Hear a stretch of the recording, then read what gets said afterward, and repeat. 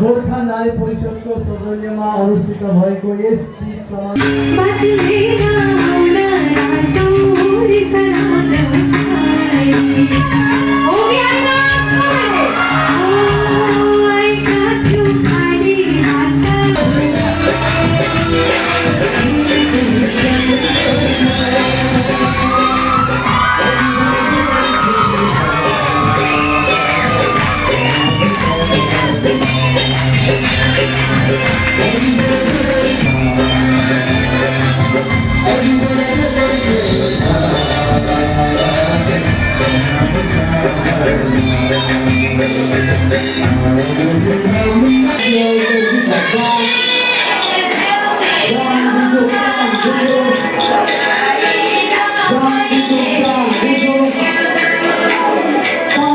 All Assam Gorkha Student Unionor ভগ্নী সংগঠন গোর্খা নারী পরিষদ ডিমৌ আঞ্চলিক সমিতিৰ উদ্যোগত আকসু জিলা সমিতিৰ সহযোগত আমি আজি পিছ সমাৰোহ পাতিছোঁ ডিমৌ গোৰ্খা ভৱন প্ৰাংগণত।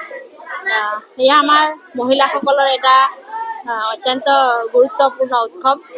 মহিলাসকলে যি প্ৰতি বছৰে পালন কৰি আহে, এয়া আমাৰ অকল ঘৰত আৰু নদীত পূজা কৰি সীমাবদ্ধ হৈছিলে। এতিয়া আমি আমাৰ মহিলাসকলে এই উৎসৱটোক মঞ্চত আনিবলৈ সক্ষম হৈছোঁ। তাৰ কাৰণে আমি নিজে গৌৰৱ অনুভৱ কৰিছোঁ, ভাল লাগিছে। মূলতে কিহৰ কাৰণে উৎসৱ পালন কৰা হয়? এই উৎসৱটো বিশেষকৈ আমাৰ যি কথিত এটা মতে আমাৰ মহিলাসকলে নিজৰ স্বামীৰ দীৰ্ঘায়ু কামনা কৰি পূজা কৰে।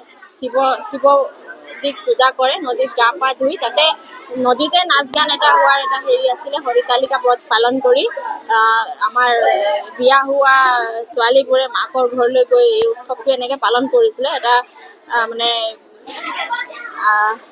ফূৰ্তি এটা উৎসৱ আছিলে। কিন্তু এতিয়া বৰ্তমান এই উৎসৱটোক আমি মঞ্চত আনিছোঁ। গোৰ্খা জাতিৰ মহিলাসকলে এই উৎসৱটো যে পালন কৰে সকলো অসমবাসী ৰাইজে গম পায়, আৰু এইখিনি আমি মঞ্চস্থ কৰিছোঁ। তীজ বুলি কয়। তীজ এটা আমাৰ বহুত ডাঙৰ উৎসৱ আমাৰ মহিলাৰ কাৰণে, গোৰ্খা মহিলাৰ কাৰণে। গতিকে আজি আমাৰ প্ৰথমে এই তীজখন আমি ঘৰলৈকে সীমিত আছিলে, কিন্তু আজি আমি এই তীজখনক মঞ্চলৈকে আমি আনিব পাৰিছোঁ। এয়া আমি বহুত আনন্দিত। আৰু আজি আমি ইয়াত বহুত উলহ মালহেৰে ভব্য অলপ ডাঙৰকৈ আমি তীজ পাতিছোঁ।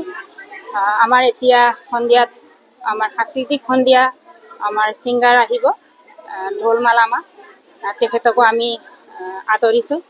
আৰু ইয়াত আমি যিমান আজি মহিলা আমাৰ গোৰ্খা জাতি মহিলাসকলে আহি নিজৰ নিজৰ নৃত্য প্ৰদৰ্শন কৰি নিজৰ জীৱন আনন্দিত কৰি ফূৰ্তি ফাৰ্তিৰে আজি দিনটো পাৰ কৰিছে, এয়াই মই ক'ব বিচাৰিছোঁ। এবাৰ কিমান সংখ্যক তীজ উদযাপন কৰিছে? এবাৰ আমি অষ্টম বাৰ্ষিক তীজ মহোৎসৱ আমি পালন কৰিছোঁ। আমি 2018 চনৰ পৰা এই উৎসৱটো পালন কৰি আহিছোঁ।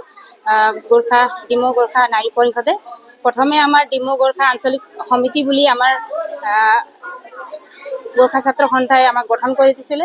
পাছত আমাৰ এই গোটেই অল অসমতে এই নাৰী সমিতিটো নামটো সলনি হোৱাৰ কাৰণে ডিমৌ গোৰ্খা নাৰী পৰিষদ বুলি আমাৰ ইয়াতো হ'ল। গোটেই অল অসমতে আমাৰ ডিমৌ গোৰ্খা নাৰী পৰিষদ বুলি গঠন হৈছিলে।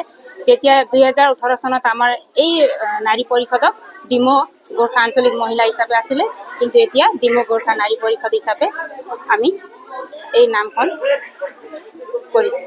কাৰ্যসূচী কি থাকিব? কাৰ্যসূচী আমাৰ ৰাতিপুৱা চাফাই অভিযান আছিলে আৰু শ্বহীদ বেদী ঝণ্ডা উত্তোলন আছিলে। আৰু তাৰপিছত আমি মঞ্চ মুকলি কৰিলোঁ। মঞ্চ মুকলিৰ পৰা আমাৰ নৃত্য প্ৰদৰ্শনী প্ৰতিযোগিতা আছিলে আৰু এতিয়া গ্ৰুপ ডান্স প্ৰতিযোগিতা আৰু সন্ধিয়াত এতিয়া আমাৰ অলপ পাছতে কুকুৰী ডান্স আৰু সংগীত নৃত্য হ'ব। তাৰপিছত আমাৰ গধূলা শিল্পীৰ আয়োজন কৰা হৈছে, শিল্পী আহিব, সাংস্কৃতিক সন্ধিয়াৰ আয়োজন কৰা হৈছে। বহুত ভাল লাগিছে। এই পৰম্পৰা আমাৰ ঘৰে ঘৰে আমাৰ চোতালতে কৰা হৈছিলে, আজি আমি এই মঞ্চলৈ আনিবলৈ প্ৰয়াস কৰিছোঁ। ভাল লাগিছে আজি। বিশেষকৈ বৈবাহিক আৰু অবিবাহিক নাৰীসকলৰ বাবে এই পৰম্পৰা অতি প্ৰিয়। যিহেতু ময়ো এতিয়া মা ঘৰলৈ আহিছোঁ, বহুত ভাল লাগিছে। এজনী অতিথি হিচাপে মই আহিছোঁ এই মঞ্চত। এইবাৰ তিজ মহোৎসৱ ভাল স্বৰূপে উদযাপন হৈছে, গতিকে এয়াই ক'ব বিচাৰোঁ।